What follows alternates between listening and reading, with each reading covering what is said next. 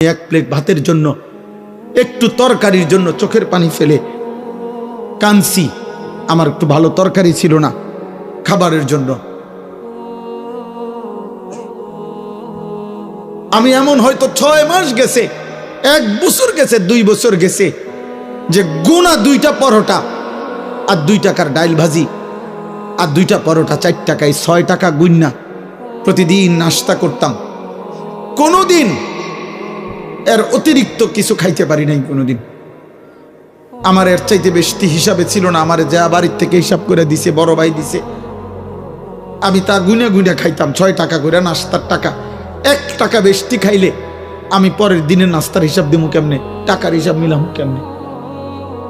আমি জনপ্রিয়তা দিয়া করবো কি আব্বা? আমি তো ইলেকশন করতে নামছি না, আমি তো বুটে দাঁড়াইছি না রে বাপ, যে ধীরে ধীরে আমার জনসমর্থন বাড়তেছে। এখন অনেক লোক হয়, মাহফিলে লোক হয়েছে, তো কি হয়েছে বেটা? হইলেই কি, না হইলেই কি? আমি তোমাদের পরিবর্তন চাই।